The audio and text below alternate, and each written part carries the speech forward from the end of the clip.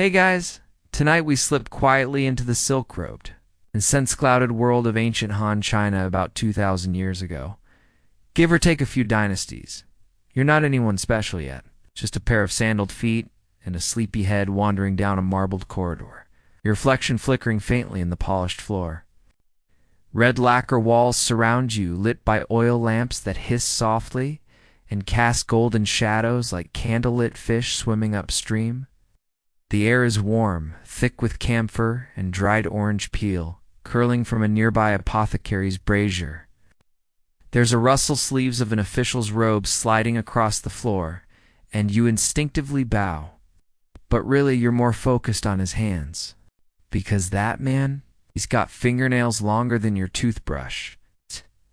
So, before you get comfortable, take a moment to like the video and subscribe, but only if you genuinely enjoy what I do here. And let me know in the comments, where are you watching from, and what time is it there? Now, dim the lights. Maybe turn on a fan for that soft background hum, and let's ease into tonight's journey together. You find yourself walking into the court of the Han Emperor. Sometime between 206 BCE and 220 CE, it's quiet but not the good kind of quiet. This is the silence of diplomacy, where even clearing your throat might be interpreted as an insult to someone's grandmother. And right now, you're just here to observe. At least until someone notices your untrimmed nails. See, in this world, fingernails are not simply nails. They're social announcements, status markers, soft-tipped political declarations. The longer the nails, the shorter your distance from imperial favor. You glance around. Courtiers lounge on lacquered stools shaped like inverted cranes. Scribes kneel, their writing brushes tapping scrolls of silk. But your eyes are drawn to the hands of the high officials hovering in midair like fragile birds. Each finger ending in an arc of translucent keratin, shaped and sharpened like tiny sleepy scythes. And you begin to realize something. If you were to walk through this court with neatly cut fingernails, someone might ask politely. Of course, if you'd been plowing fields recently. Because here, manual labor is for the short-nailed. It's not all vanity, though. In Han culture, long nails mean you don't work with your hands, which in turn implies your wealth and position afford you such luxuries. It's a humble brag you wear at the tip of your fingers. Literally, one official passes by, his index nail enclosed in a delicate sheath of silver filigree, the pinky painted with crushed cinnabar and wrapped in silk thread. You catch a glimpse of yourself in the reflection of his nail guard and momentarily question your life choices.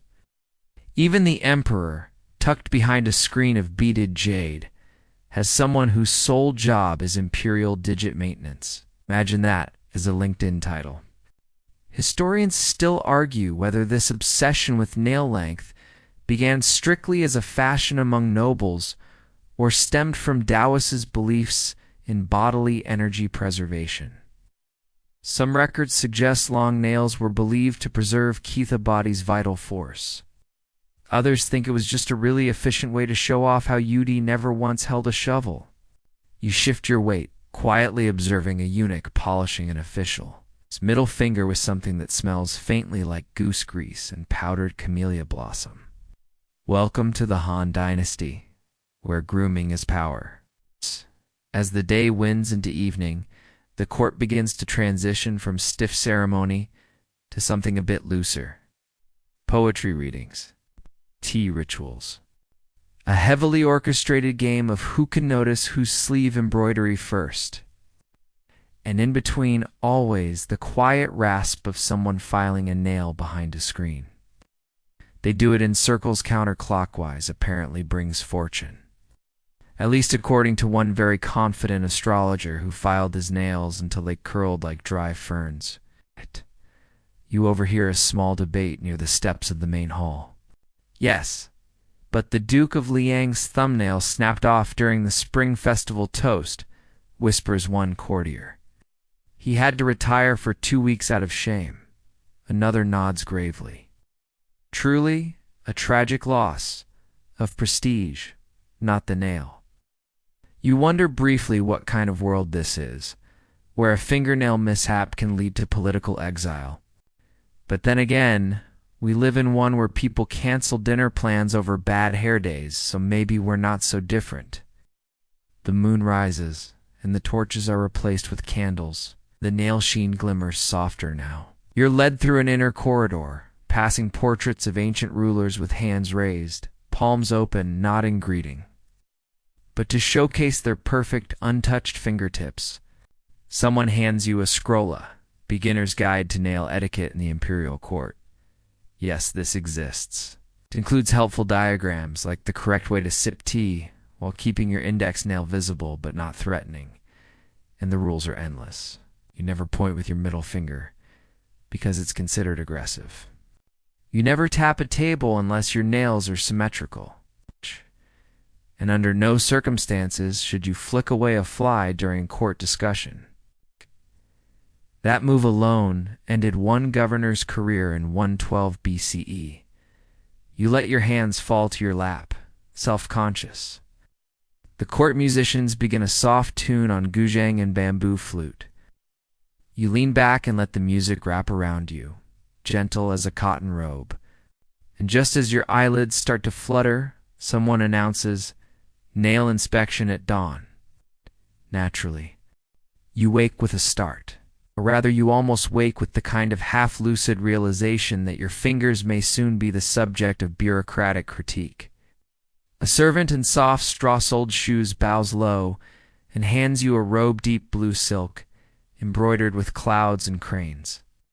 You slide it on and notice the sleeves fall a little long, pooling over your fingertips. Lucky break.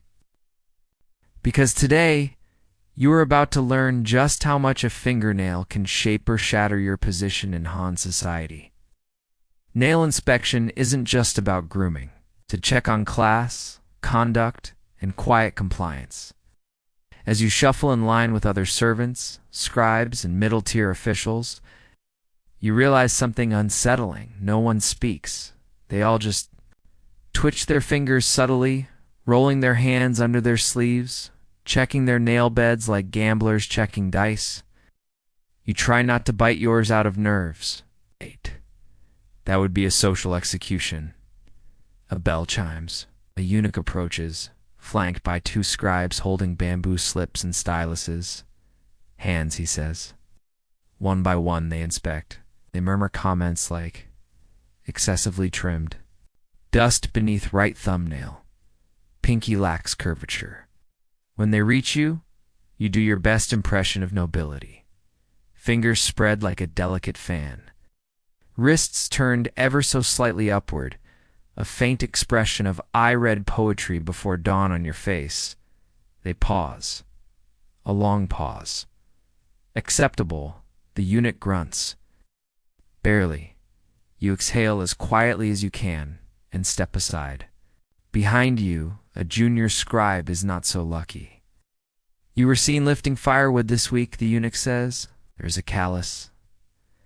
The poor soul is escorted away. No punishment, just the slow bureaucratic unraveling of career.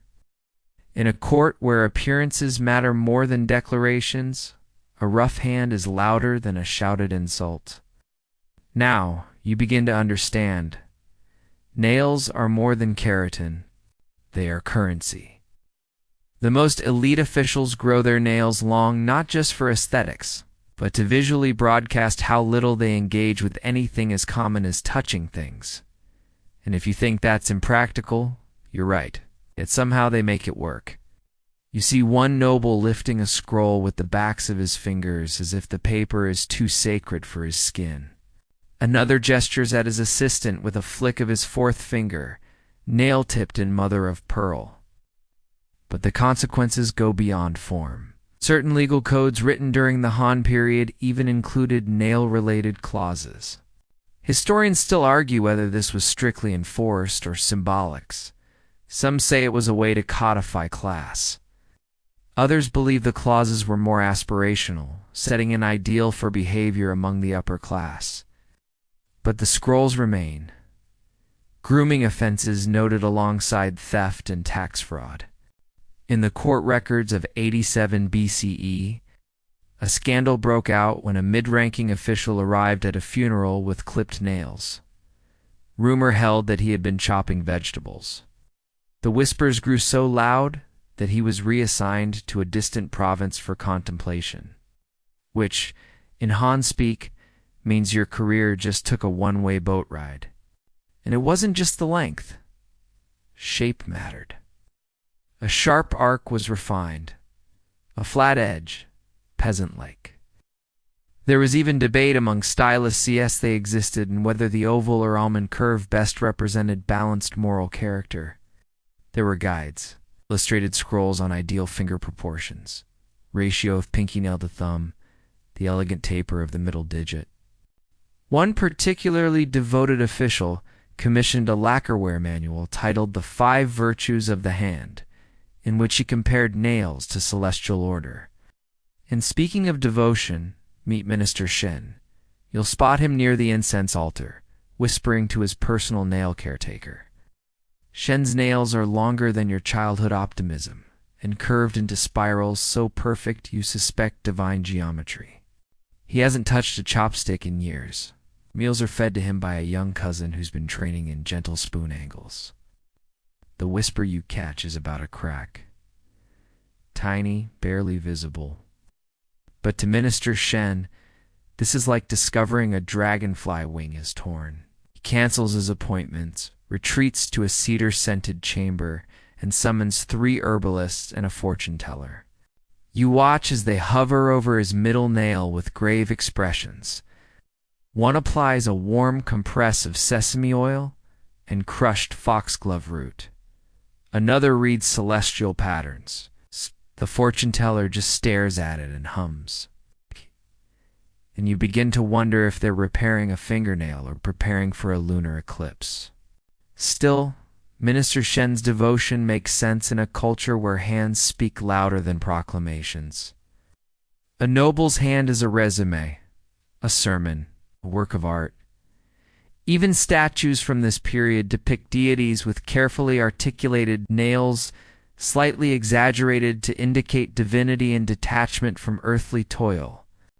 You pass a statue of the Jade Emperor, his right hand raised.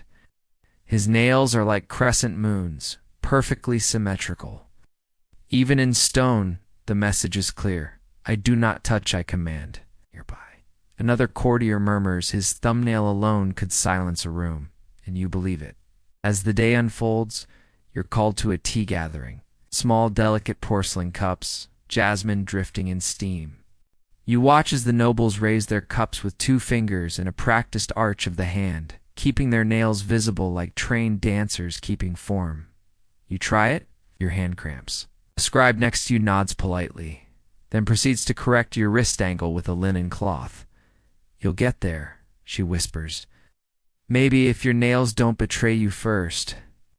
Later that week, you find yourself summoned again, this time not for a scolding, but for a curious honor. You've been assigned, temporarily, to assist in the care of the palace's elite grooming supplies. Yes, you. We're now a very small cog in the quietly humming machine that keeps Han China's most delicate hands looking presentable. The job is a strange one-part spa assistant, part archivist, part emergency therapist for panicked aristocrats with nail-related anxieties. And today you get to open one of the prized lacquered boxes kept behind 7 sliding panels in the grooming quarters. It's warm in here, always. The walls are covered in faded murals of mythical beasts giving themselves suspiciously well-maintained pedicures. Candles flicker against polished bronze mirrors. The smell of powdered chrysanthemum root hangs in the air like old incense. You kneel beside the box, fingers trembling slightly, as ISN tees some makeshift kit with rusty clippers and a nail file someone found in a drawer. This is the official grooming chest, assigned to Minister Wrong-S personal caretakers, and protected with more reverence than the Empire's tax records. Inside, each item is nestled in padded silk. A pair of bronze clippers, curved like the petals of a lotus. A jade-handled scraper, still bearing flecks of dried beeswax. A vial of goose fat scented with clove. Tiny combs for cleaning beneath the nail made from turtle shell. A brush with boar bristles so fine it feels like air on your skin. And in the corner, a nail-polishing stone imported from somewhere in the western regions. The inscription claims it was once rubbed on a unicorn's hoof. You're about 90% sure that's not accurate, but 100% certain no one will question it. Historians still argue whether such extravagant kits were standardized or purely aristocratic flair. There are records of commoners using simple tools, small stones, bone scraps, but the lacquered boxes of high society remain largely untouched in tombs, sealed away like relics of a hand-obsessed priesthood. You're shown how to use each item by a senior eunuch named Hao, who has the grace of a dancer and the patience of a monk teaching toddlers to meditate. He guides your hands. Apply goose fat first, not too much, or the polish won't catch. Scrape gently scratches show ambition. We don't want that. Buff in circles, counterclockwise, never clockwise. You don't want the nail to twist toward misfortune. You ask why misfortune cares about the direction you polish. Hao raises an eyebrow. It's the governor of Shu. His fortune twisted the same year he switched hands. You decide not to question the logic. Each item in this box tells a tiny story. Get the clippers, for example, are rumored to have been gifted by the emperor himself to minister. Wrong is a reward for surviving a banquet where he accidentally spilled tea on a royal cousin's sleeve and somehow turned it into a compliment. The jade scraper, said to be carved from the same stone used in a Taoist shrine atop Mount Hue, as if the spiritual energy might rub off through the nails. You test one of the tools on a willing courtier, an older woman whose hands tremble slightly from age, but whose nails still curve like ribbons of parchment. As you clip and buff, she speaks softly. My first manicure was the day I turned 13. They filed my nails while my marriage contract was negotiated. The longer the nails, the higher the dowry. You pause, and the husband? Oh, he chewed his nails, died of shame. Naturally. She chuckles to herself, a laugh like dry silk. Nearby, another assistant prepares a bowl of herbal-soaked steamed honeysuckle, angelica root, and a bit of powdered oyster shell. For strength or sparkle, possibly both. You're told that on festival days, nails are sometimes dyed with crushed berries or powdered pearl. One ambitious groom once attempted gold leaf. It ended poorly, but beautifully. Not everything is fancy, though. There's a drawer for recovery tools, little cages to protect a cracked nail, paste to slow bleeding if one snaps too short. The tools are dainty, the consequences not so much. And then the unthinkable happens. You drop the jade-handled scraper. It bounces once, twice, and rolls under a scroll rack. Dow. Your heart pauses. Hao looks over with the expression of a man watching a bird fly directly into a temple bell. Retrieve it, he says quietly.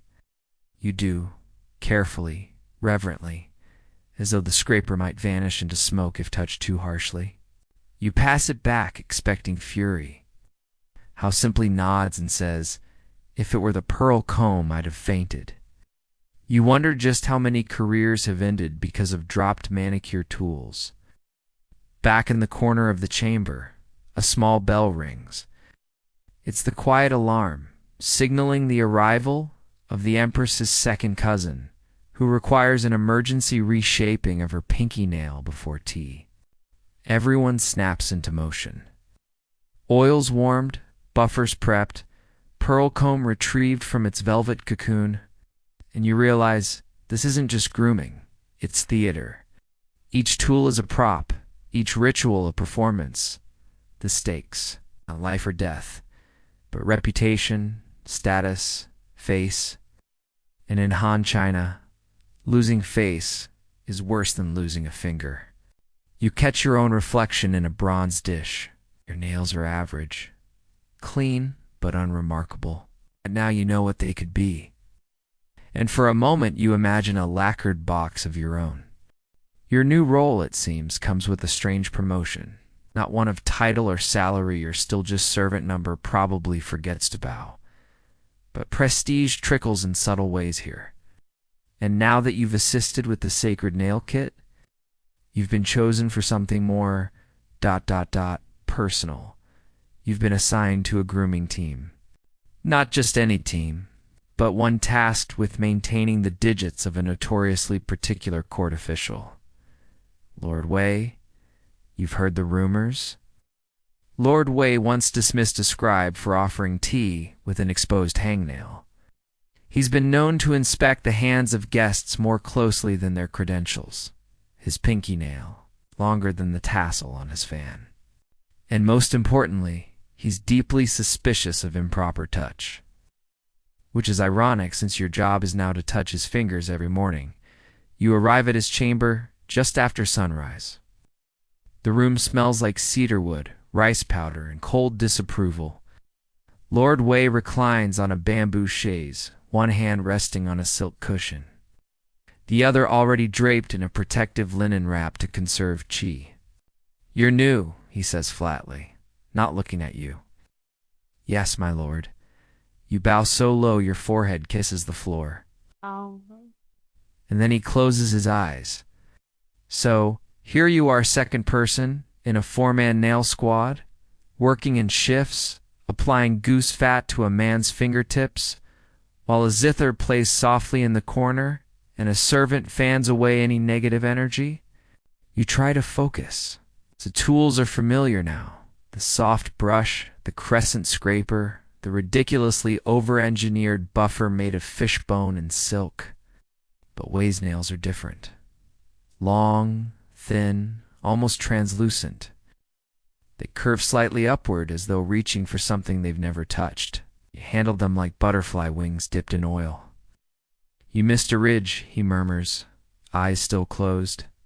"You didn't, but you go back and redo the stroke anyway, because you value your job."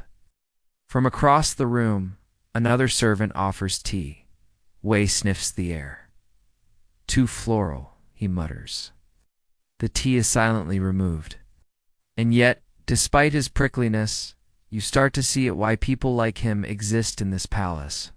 In a world full of shifting alliances, whispered insults, and hidden blades, there is something oddly pure about a man whose greatest concern is the precision of a fingernail arc. Still working for Wei comes with challenges. Like the morning he wakes up believing a dark streak in his left thumb is a sign of treachery. "It wasn't there last night," he whispers, peering at it through a polished obsidian mirror. "This is no ordinary stain. This is intent." You try to explain that. It's just a smudge from sleeping with his hand under a scroll. But Wei calls for an astrologer, a soothsayer, and a poet. The poet stares at the nail and writes a short verse titled "Omen of the Cuticle Moon." It's not bad, actually. Historians still debate whether such episodes were personal quirks or examples of court-wide nail-based paranoia. Some say Wei was extreme. Others argue that nail rituals provided a rare space where control could be exercised in a wildly unstable world. Here's the thing. In Han China, you might not control your marriage, your office, or your inheritance. But your nails, that, at least, was yours to dictate. Of course, Wei's obsession doesn't stop at grooming. Insists on a specialized sleeve attachment, kind of inner lining to prevent friction on his nails. He refuses to handle coins, fearing their sharp edges might chip his fortune. He even commissions a painting of his own hand, with each finger labeled by its spiritual purpose. You study it during a break. The pinky is for grace, the ring finger for luck, the middle finger for caution, the index for justice, and the thumb for ambition. There's an empty space beside the thumb with a note under review. One afternoon, a disaster nearly unfolds. A breeze sneaks through the open lattice window and knocks a paperweight onto Wei's nail box. You see it happen in slow motion. The lacquer tilts, the contents shift, the bronze clippers tumble out. By reflex, you catch them mid-air, but in doing so, your wrist brushes Wei's hand. Everyone freezes. Wei lifts his head, looks at your hand, then at his, then at the space where your hands briefly overlapped. His mouth opens. You brace. He closes it again, and finally says, "You're left-handed."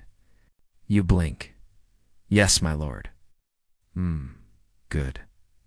Fewer clockwise tendencies, and that's it. He returns to his tea.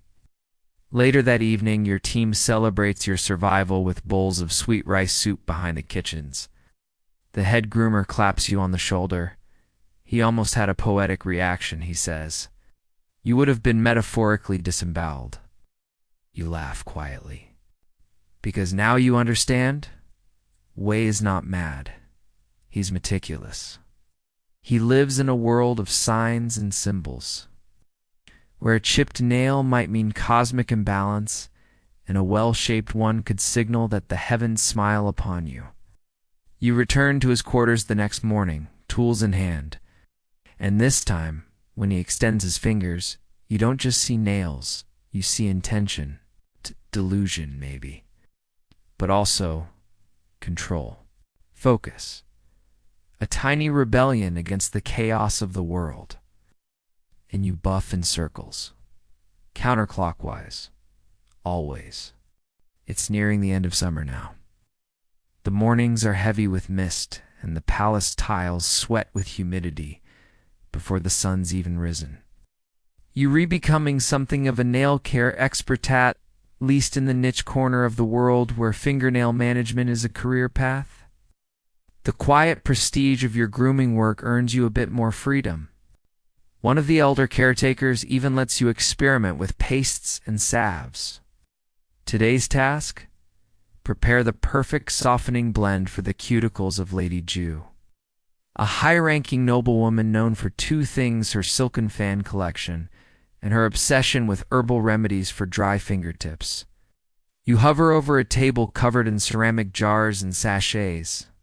There's crushed sandalwood, camellia seed oil, powdered deer antler, sesame paste, a suspicious green jelly said to be frog mucus, and the all-important goose fat, always goose fat. Lady Ju insists on a pre-treatment soak. You combine dried chrysanthemum, a pinch of fermented plum skin, and a sprig of mugwort in steaming water. The scent that rises is surprisingly gentle floral, earthy, slightly sour, like a garden right after it rains. She arrives late, of course, gliding in behind a translucent silk screen, attended by two silent girls who look at you like you might be contagious. Lady Ju examines the paste with a long-handled spoon. She nods. Acceptable. Progress. Her hands are astonishing. Not just because her nails are painted a deep coral red, but because her fingers are wrapped in gauze, soaked in rice water. It promotes clarity, she tells you, both in skin and decision-making. Historians still debate whether some of these treatments were genuinely medicinal or simply luxurious distractions. The line between belief and indulgence often blurred in Han elite culture. If something felt sacred, that was often enough. You apply the paste slowly, methodically. Lady Ju hums a lullaby as you massage the cuticle of her left pinky. Did you know, she says, that General Ma Yuan boiled his fingers in vinegar before every campaign? You blink. For courage? For shine, she replies. Apparently the troops found it inspiring. You can't tell if she's serious. You're not anyway. You work. She lifts her right hand and gestures vaguely at the window. That's where I saw the spirit of my grandmother last month, she says. She told me to moisturize more. Again, you nod. Working in the grooming chambers means collecting strange bits of folklore, half-truths, and beauty secrets that would sound utterly deranged anywhere else. Here, it's just Tuesday. Later, one of the other attendants shares her own blend. Crushed pearl for brightness, ginseng root for circulation, pig gall for something texture, she whispers. You don't ask further. You notice different hands need different pastes. Younger women prefer lotus and rice starch. Elderly officials lean toward sesame and mugwort. Some demand powdered coral. Others refuse anything that wasn't fermented underground for at least a season. It becomes a quiet language. Who uses which blend, how they hold their fingers, the way their nails reflect the lantern light. And then there's the polish. A glossy finish is all the rage. One formula, mixed by the imperial perfumer himself, involves melted beeswax, cinnamon dust, and powdered duck bone. You're not even sure how duck bones get that fine, but you suspect some poor soul has a grinding job worse than yours. You learn the proper brushstroke technique, too light, upward, like painting a cloud that doesn't want to be touched. You once go too fast on a minor noble's ring finger. And she spends the next hour giving you the same look people give, soup that is, too salty. There's a hierarchy to fingers as well. Thumbs are utilitarian, so they get the thickest paste. Index fingers are for pointing subtle flair, encouraged. Middle fingers, controversial. They're rarely shown, so polish is optional. Ring fingers are where fortunes dwell. You must gleam like sunlit pawns. Pinkies, the true stars. Short pinky nails imply tragedy. You start to notice pinkies before faces. Strange shift. You no longer dream of people. You dream of cuticles. By late evening, Lady Jew inspects your work under a red silk lamp. Her nails gleam. Her skin looks smoother than steamed tofu. You, she says slowly, may stay. It's the closest thing to a compliment you've received all week. Back in the servant quarters, you write down the new blend in your private scroll. You call it Jew's Vinegar Blossom.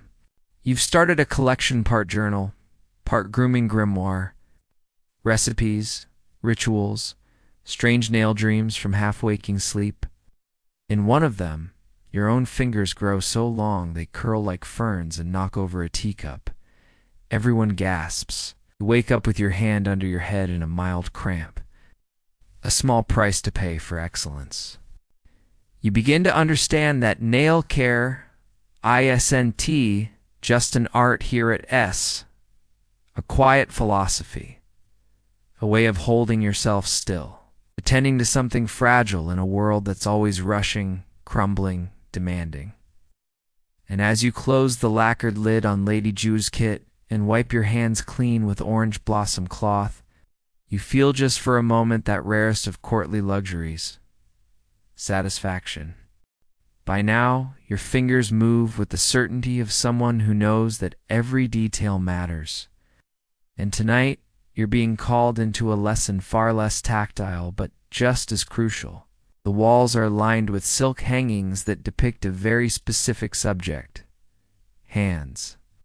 Because here in the world of embroidered etiquette and veiled threats, fingernails don't just need trimming and polishing, they also need proper choreography. You're escorted through an eastern corridor you haven't walked before, quieter than the others, scented with sandalwood and smoke from a recently snuffed lantern.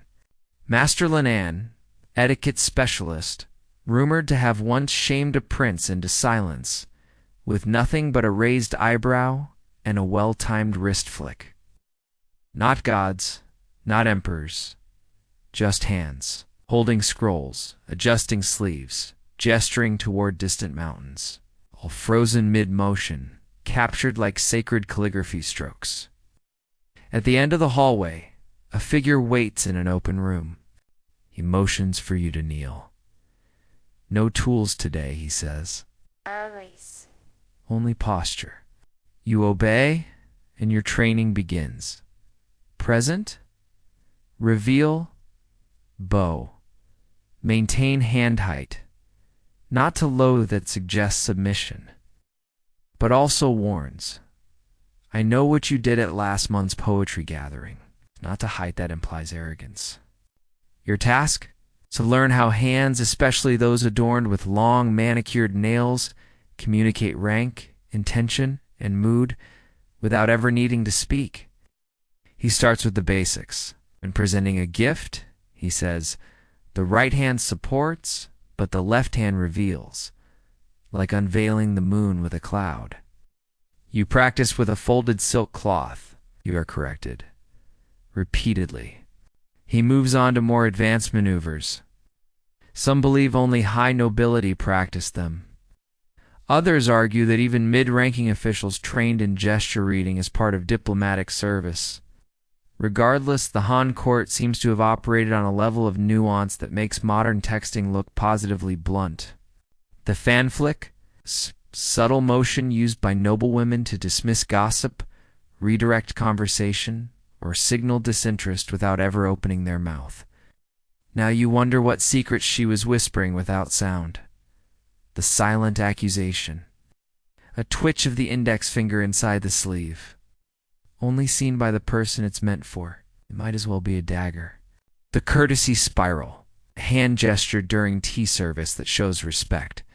By the time he finishes, you're sweating from the fingers, which you didn't even know was possible. You're handed a scroll. The 12 movements of the elegant hand. It includes such gems as the crescent palm, for sorrowful farewells, the twin petal fold, for intimate secrets, the duck-feathered drape, for when you're pretending to listen, you begin to realize hands are a performance, holding a hand motionless while others fidget. It makes people wonder what you're thinking. The guests lounge under sheer silk awnings, sipping plum wine and dabbing their necks with lemon-scented cloths. And in a court like this, mystery is almost as valuable as loyalty. Historians still debate how widespread these unspoken codes were. You recall seeing Lady Ju tilt her wrist in exactly the same way described in the petal fold. You thought she was adjusting her sleeve? Later, Master Lin watches as you perform the entire set. He nods slowly. You have soft knuckles, he says. That helps. Your reflection watches as you lift, extend, draw back. You're not sure what it means, but you take it as praise, controlled, barely a flick. In the days that follow, you begin to notice it everywhere. A courtier gripping his sleeve too tightly during a meeting. Nervous. A noblewoman trailing her pinky over her teacup rim twice in quick succession. Disapproval. The emperor himself, tapping the tips of his fingers on his chair arm in slow rhythm. Annoyance bordering on thunderstorm. And it's not just gestures, it's stillness too. Sometimes the power is in not moving.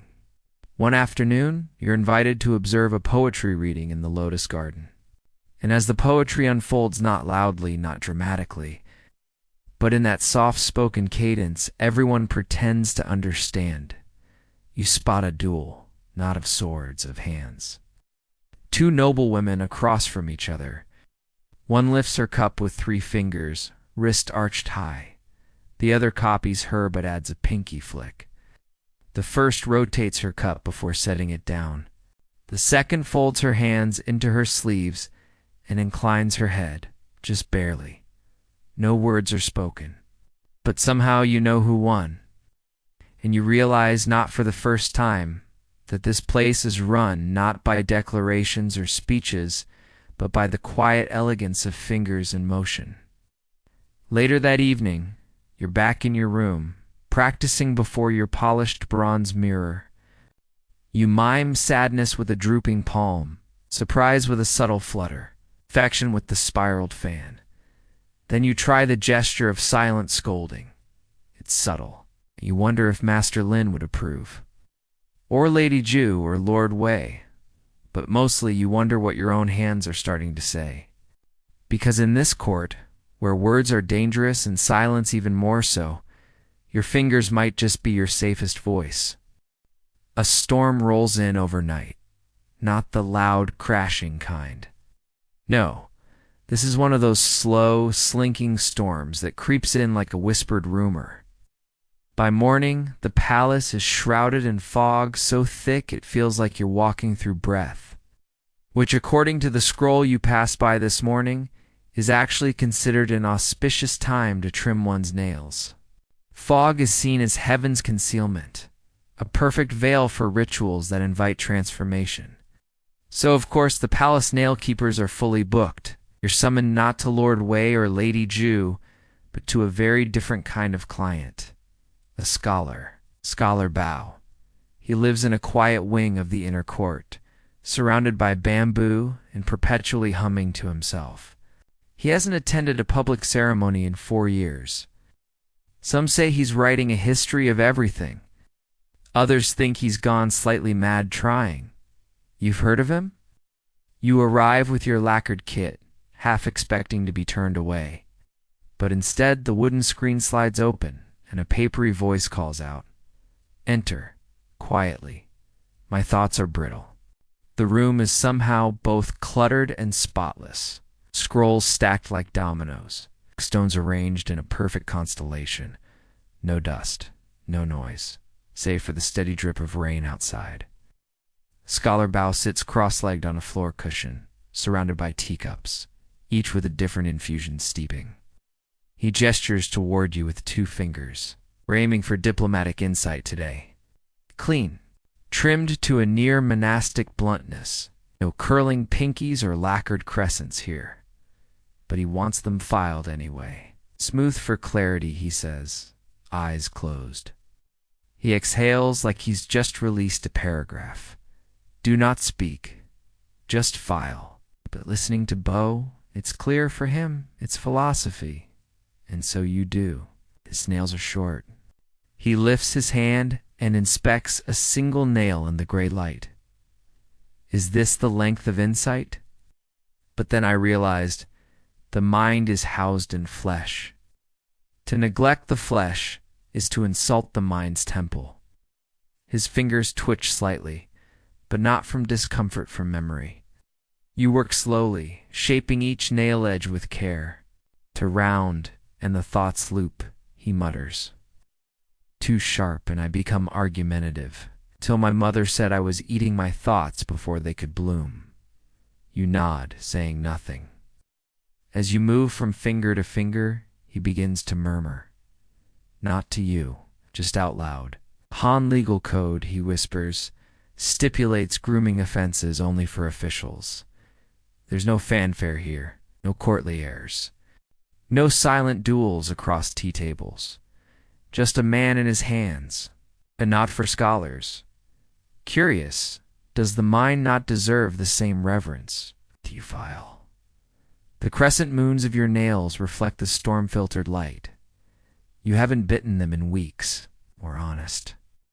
He doesn't thank you, but he does offer you one of his teacups. They say Emperor Jing once dismissed his advisor for biting a nail in court. But was it disgust or fear of what bitten nails revealed? You gently scraped the underside of his thumbnail. A poem? Short. Precise. Historians still argue whether grooming was considered a ritual of vanity or virtue. He holds out his right hand. You take it gently, working around a callus on the index knuckle. I used to think grooming was for the elite, he says softly. You make a mental note to steal that quote. At one point he pauses you. Mid-buff. Wait. Shh. Honest. Sharp in thought. Soft in tone. You have no idea what that means. But you answer, it looks wise.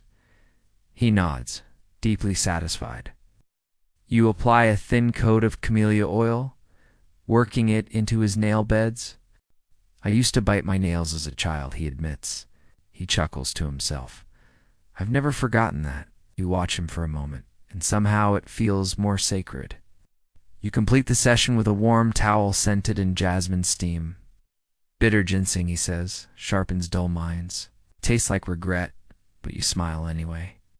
Before you leave, he gives you a slip of paper. Hands are stories we've forgotten we're writing. You bow deeper than usual. And as you step back into the misty corridor, something inside you shifts. Till now, you've been studying fingernails as ornament, gesture, signal, but today you felt something quieter. You remember Scholar Beau's nails? You glance at your own hands. Small miracle, really. And as the fog curls around the palace roofs like silk, you whisper the poem once more. Hands are stories we've forgotten we're writing. You keep filing.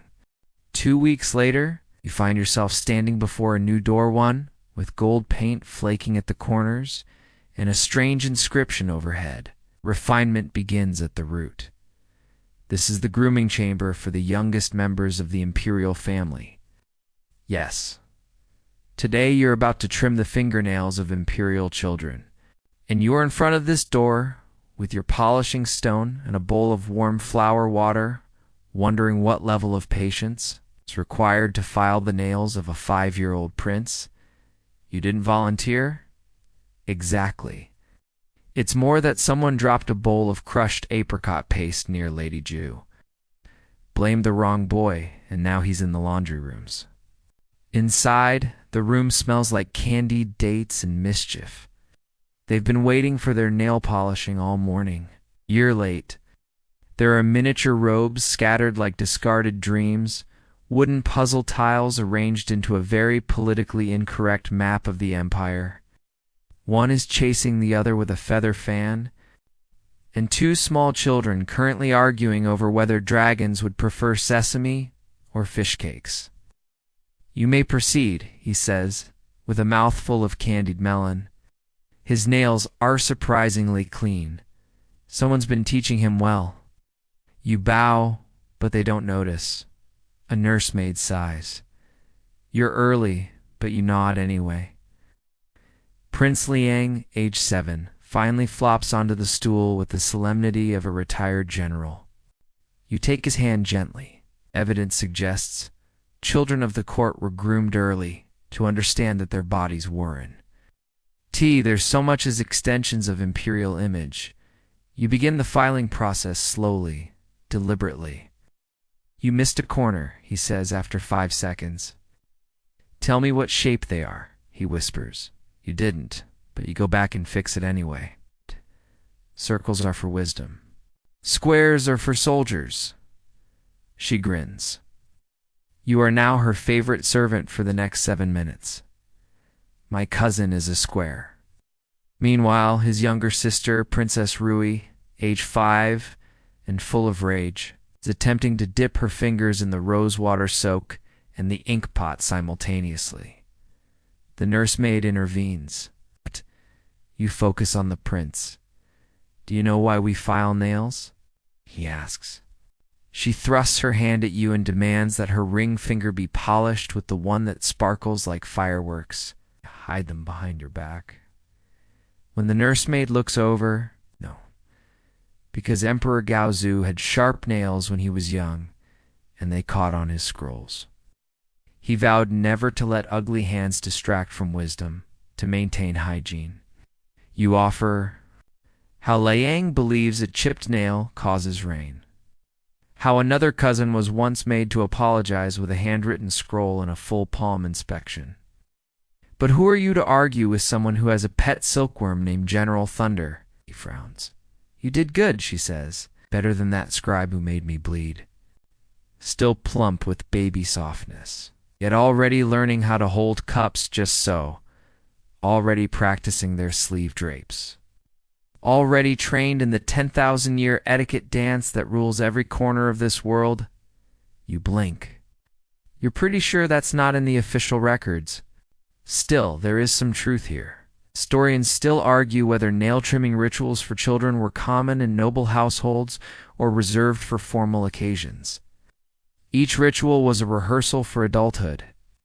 And for Rui and Liang, this is just another part of their stage play. You oil the prince's cuticles with a soft cloth dipped in apricot and chrysanthemum. He closes his eyes. You pause. Oval? He nods. He says it like a curse. Princess Rui finally sits, only after being promised 5 sugar lotus petals. You improvise with a little powdered pearl and camellia wax. As you work, the nursemaid tells you stories. How Rui once refused to attend poetry lessons because she had a hangnail. The palace doesn't raise children, it sculpts them. Each gesture, each touch, each careful polish is a line in a portrait of who they are meant to become. You look at their small hands. You think of your own hands again, calloused, slightly stained with sesame oil, a tiny cut from the corner of a nail scraper. Before you leave, Rui presses a lacquered bead into your palm. I praise. Liang simply nods at his reflection and declares, "They'll gleam under the moonlight, just as I intended." You step outside into the shaded garden path, carrying your tools like a priest carries incense. And in the soft breeze, you realize these children are tiny emperors in training, learning the empire first through ink, ... and nails. You almost feel sorry for the dragons. It's well past midnight when you're awoken by a knock, not the gentle knock of an attendant requesting warm towels, or the dull rattle of someone too polite to insist. No, this knock is deliberate, rhythmic, urgent. A eunuch in dark robes stands at your door. He says only 2 words, imperial summons. You don't ask questions. You gather your kit quietly, precisely, palms sweating just a little, and follow him through hushed corridors, past snoring guards and moonlit courtyards. Eventually you arrive at a side chamber of the inner palace. It's smaller than you expected, dimly lit with flickering oil lamps. It's absolutely silent save for the soft scratch of silk slippers on tile. There, seated at a low table beside a scroll rack, is the Empress Dowager. She doesn't look up. You kneel so low you're practically folded in half. She finally speaks. You read the one who shaped Lord Wei's left thumb. You freeze. That was weeks ago. Did it offend the heavens? Did the nail point the wrong way? Her nails are long, but not grotesquely so, painted a subtle jade with delicate lines of gold, like the veins of a leaf. Yes, Your Grace, you whisper. Good. She holds out her hand. Shape mine the same. I hated the silk shoes. You blink. Carefully you lift her hand. It's small, cool, perfectly still. Smooth strokes. No clicking. No friction. Some said I was mourning. I just didn't want to see my hands. Just the gentle rasp of bronze against keratin. I was told it calms anxiety, she says softly.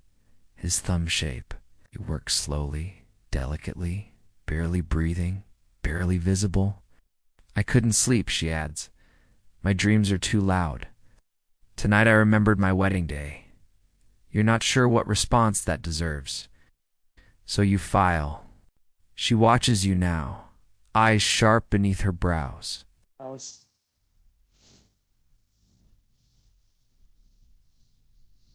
was 14. My mother warned me never to show chipped polish in front of the astrologer, said it would unbalance my stars. Historians still argue whether such beliefs were private superstitions or woven into the fabric of palace protocol. Either way, the line between cosmic order and cosmetic order was often invisible. You buff her index finger gently, following the curve of her nail bed.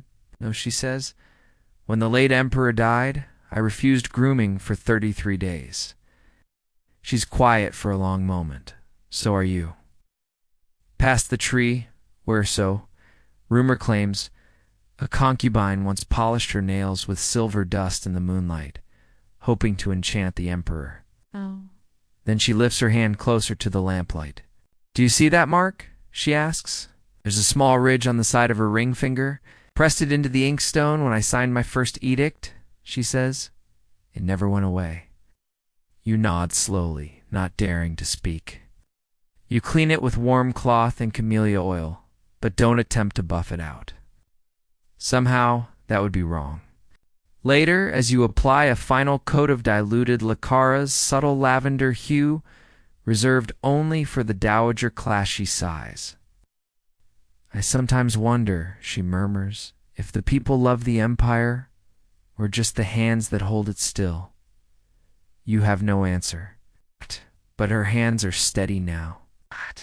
She retracts them, wraps them in a silken cloth, and dismisses you with a nod. You rise, bowing deeply. Take the long way back, she says, as you turn to go. The garden path smells better at night, and so you walk, past blooming moonflowers, past the reflecting pool where koi flick the surface like drifting thoughts. You reach your quarters just before dawn. Your tools are still warm from her skin. You sit quietly, stare at your own hands. You polish your thumbnail with your sleeve not for vanity, but out of habit, out of reverence. The Empress Dowager didn't want beauty. She wanted peace. And maybe tonight you gave her a few hours of it. Dawn creeps over the eastern gate like a shy guest, and the palace hums back to life. But you don't sleep. You sit in your corner, kit open, cloths drying, oil lids tightened, every tool in its place. It's a ritual now, like breathing. Today's client is ... a scribe, ranking low-voiced, and as he says with a wry smile, low expectations. His quarters are crammed with scrolls, brushes, and half-written reports. You're summoned again, but this time, not to someone famous or powerful. His name is Jin. He greets you with tea and an apology for the dust. I've earned 5 days off, he says, motioning for you to sit. So I thought, why not finally do something indulgent? You raise an eyebrow. Let someone file my nails, he grins, like a nobleman. Ow. If I show up with polished fingertips, they'll think I've taken a mistress or a bribe. His nails are unremarkable, square-tipped, slightly ink-stained, but surprisingly even. You chuckle softly and begin.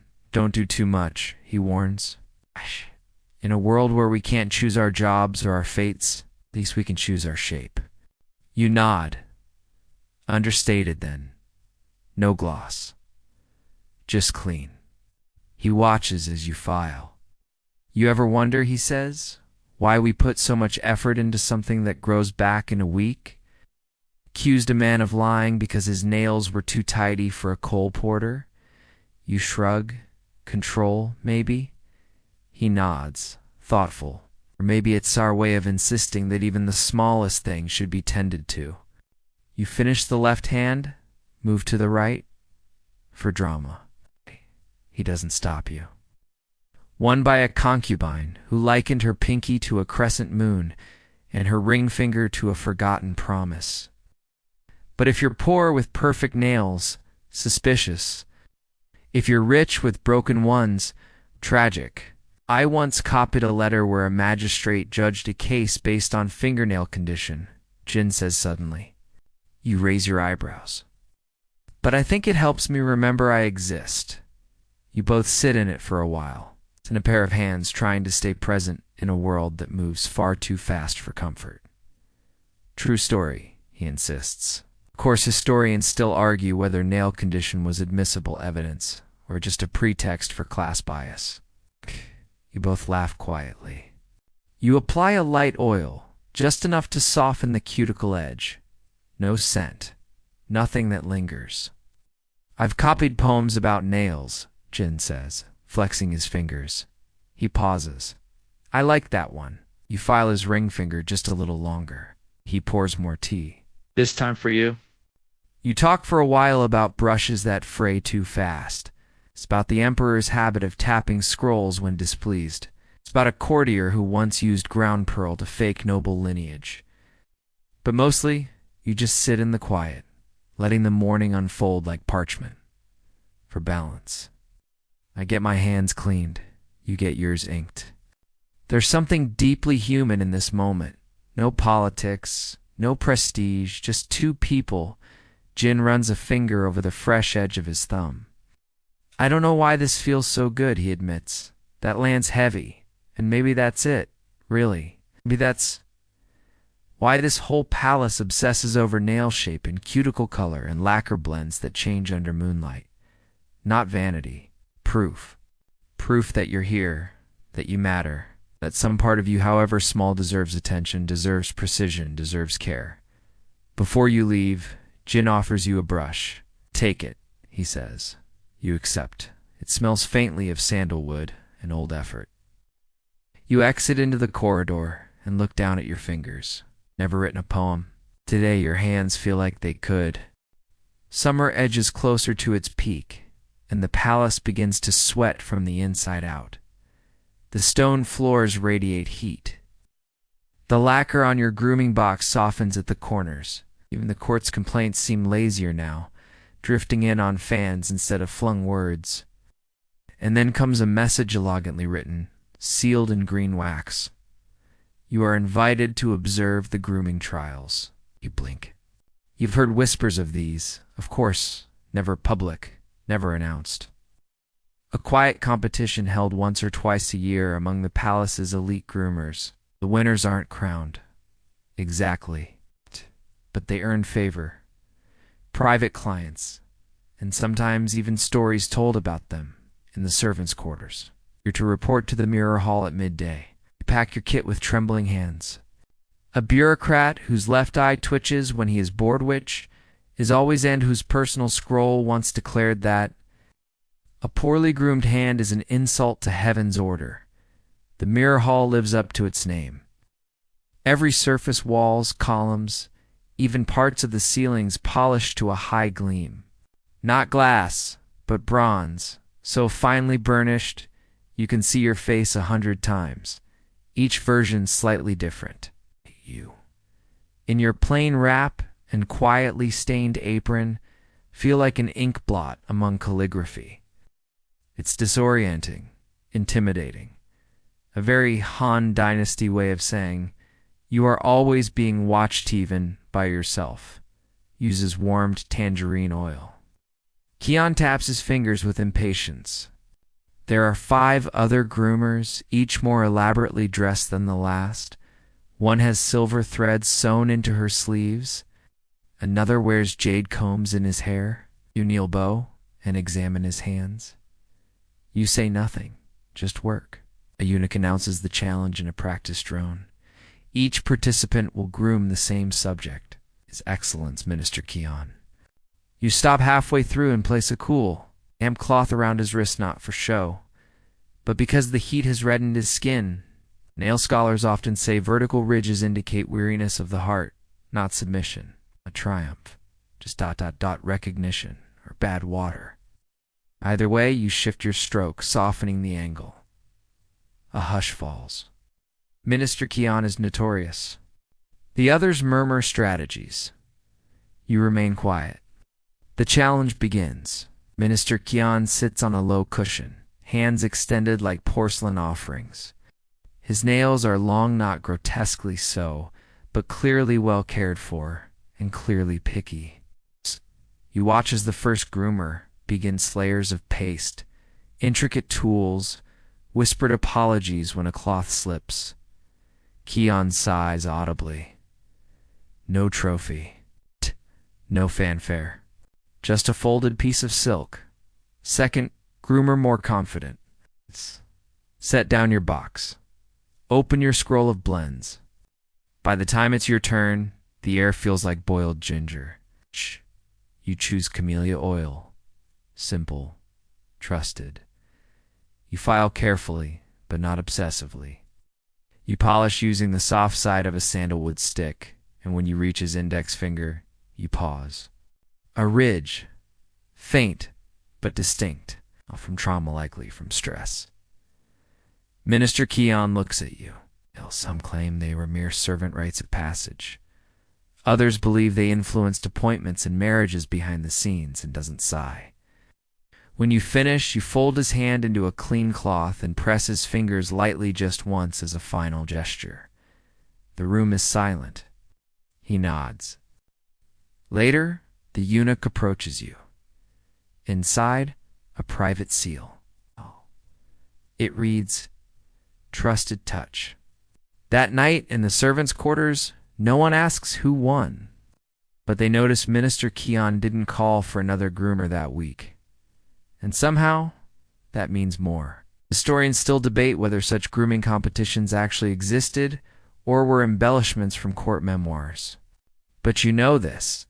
In the mirror hall, you weren't a tool yet. You were an artist. You return to your room. For the first time, you write one in your own name. Balance for a bureaucrat. Recipe of calmness. Clairvoyant. Just a hint of rebellion. It's the height of the festival of ghosts. And the palace feels ... thinner. Not just in staff. Many of the lower attendants take leave during this time, but in sound, in color, in presence. That, if you listen closely, the koi in the reflecting pond whisper the names of the forgotten. They say the veil between the living and the dead weakens now. That wandering spirits drift through courtyards.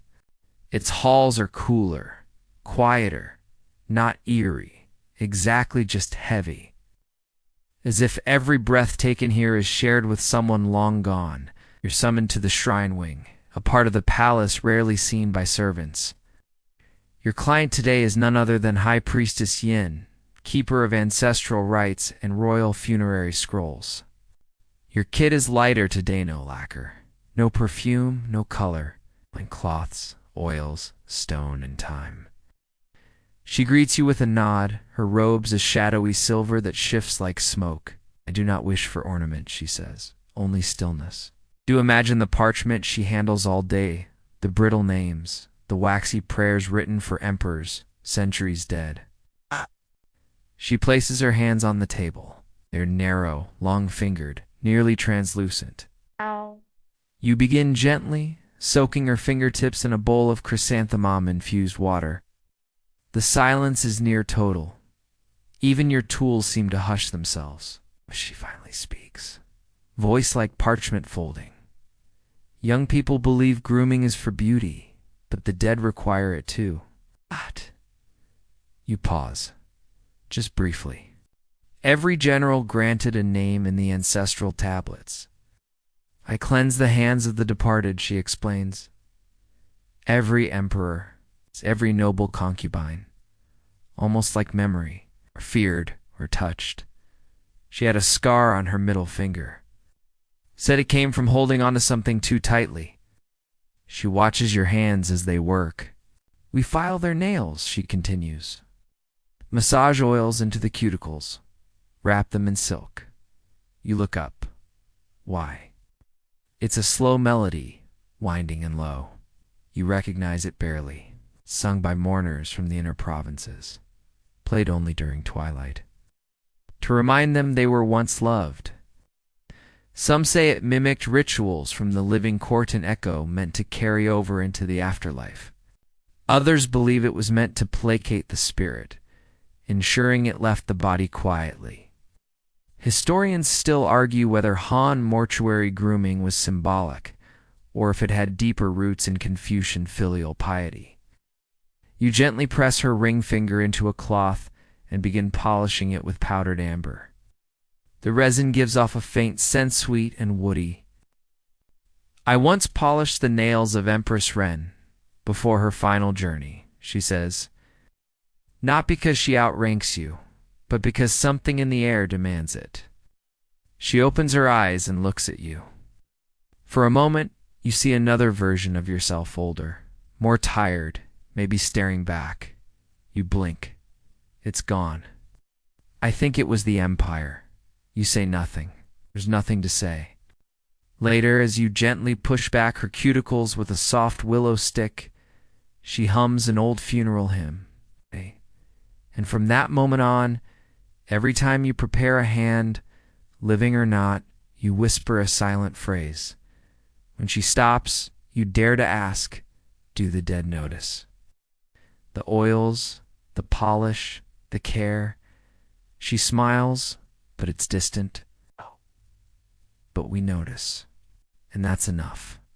As you finish the final buffing, she draws from a sleeve a small charming amulet of bone carved into the shape of a tiny comb. She places it in your palm. For when you forget that gentleness is its own power, she says, you bow deeply. Later, walking back through the garden, you catch your reflection in the pond, but the sensation lingers. That what you do shaping, softening, caring isn't just about life, it's about legacy. It's about the stories our hands leave behind. You tuck the bone comb into your kit. It rattles softly beside your stones. You mattered. The next morning begins with a summons unlike any you've ever received. No scroll, no messenger, no whispered hint. Instead, your name appears scrawled in Chokan, the servants. Doorboard with just 2 characters beneath it. Workshop. Now, you pack your tools and follow a narrow stairwell that snakes beneath the western tower, through a part of the palace that smells of ink, ash, and old beeswax. You re-led through a passage lined with ancient scrolls, some so old their silk ties crumble as you pass. Down here the air is different, denser. The stone walls sweat. And then there it is, the Imperial Grooming Archive. You didn't even know such a place existed. Inside, you're met by 2 elderly women, identical in their gray robes and walnut eyes. They speak in short bursts. You're the one from the mirror hall. You have soft knuckles. Come. The other lights a brazier and sets a thin paste to warm.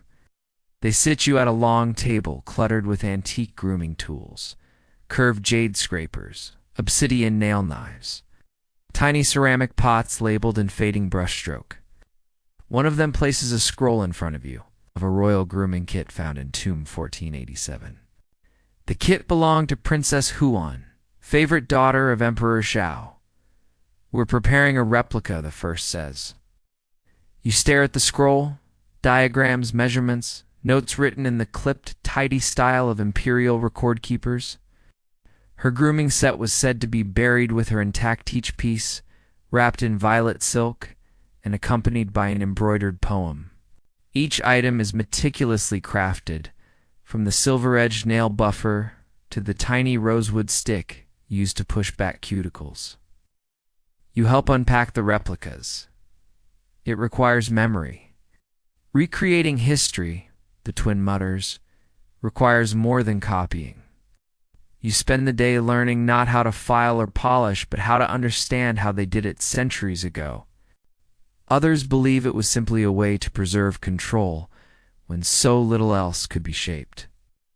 They show you ancient oils rendered from ox marrow, river blossoms, even powdered coral. You test each scent. Some sting the nose. Others vanish entirely. Great. Princess Huan, they explain, was known for lacquered nails the color of plum shadows. The recipe for her polish was thought lost. But here, in a cracked scroll case, is the formula. You watch as they mix it.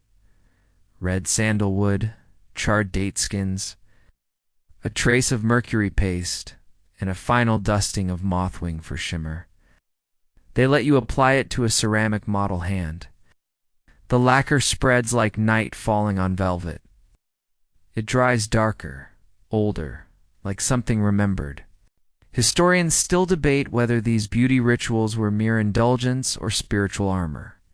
Some argue that the elite used Polish colors as political signals, even coded messages. The twins have their own theory. The color, one says, kept her sane. You believe it? At lunch, you ask them if they were groomers once, but you hope she did. No one says. We were readers. Then scholars. Wait for a day when you forget why you started.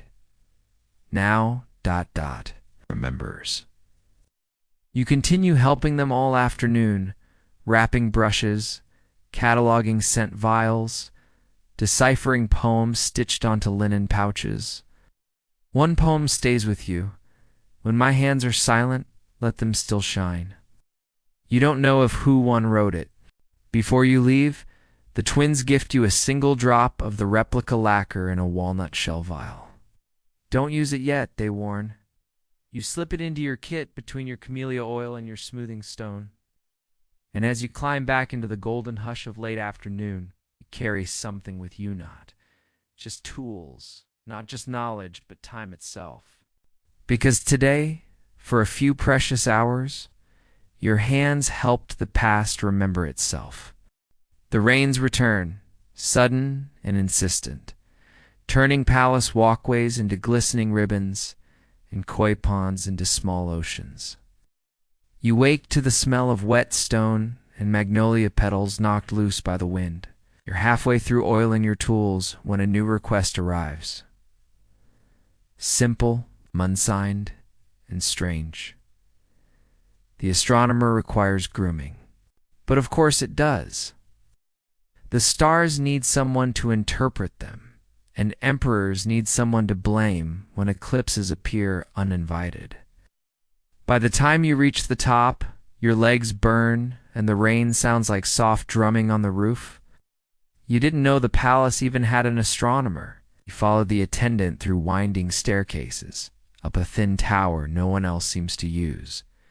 The room is round, filled with celestial charts, brass spheres, and candles left to burn themselves into strange constellations of wax.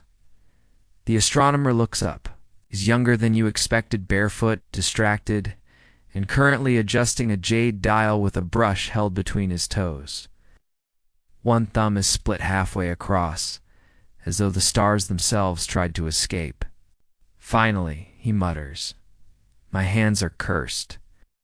You glance at them. His nails are ... well, long, uneven, encrusted. I was told this ritual might cleanse planetary interference. He adds seriously, "You don't argue, you unpack your kit." Broken ones, chaos. As you begin soaking his fingers in warm lotus water, he watches the sky through a narrow slit in the wall. "They say nail shape affects one's celestial reading," he says. "Square nails suggest metal fate. Oval means water destiny. I shouldn't be allowed near paper fans or peaches." He hisses once when the buffer brushes a bruise. Some scholars argue that fingernails were once used to mark lunar phases. Oh, I like the idea. That even our nails could become calendars. You'd etch tiny slivers to represent the moon's path. And those who sleep with open palms, you smile softly. What do yours suggest? That's why some people sleep with clenched fists to keep the dreams from falling out. He frowns. You file slowly. "That," he says, "was from an orrery falling during a retrograde." Of course it was. A blend your teacher once called clarity in disguise, thought they were unworthy to point at the stars. He gestures toward a worn scroll nearby. There's a star chart there, from the late Han. Now I think maybe they just needed care. You raise an eyebrow. Historians dismiss it, he adds. You polish the edge of his index finger with particular care. Cracked during a solar flare? I shouldn't keep it. I once knew a court poet, he says, who believed dreams were stored under fingernails. Do they shine? You pause your buffing.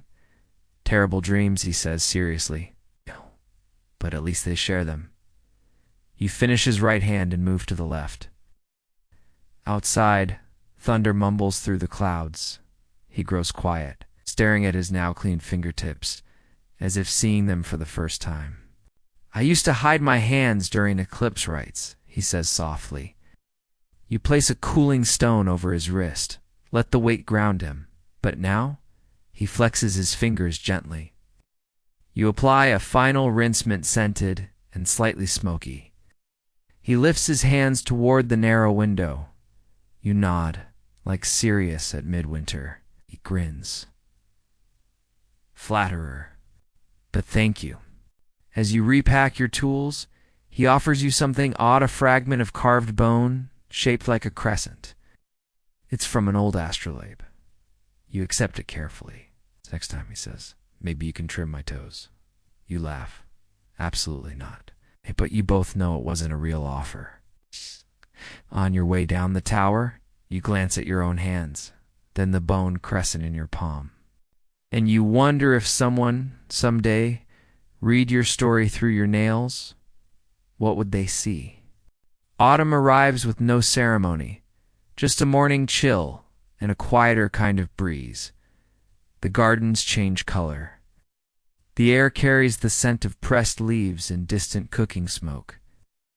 You're called once more to the scholar's pavilion, this time not to tend anyone's hands, but to teach.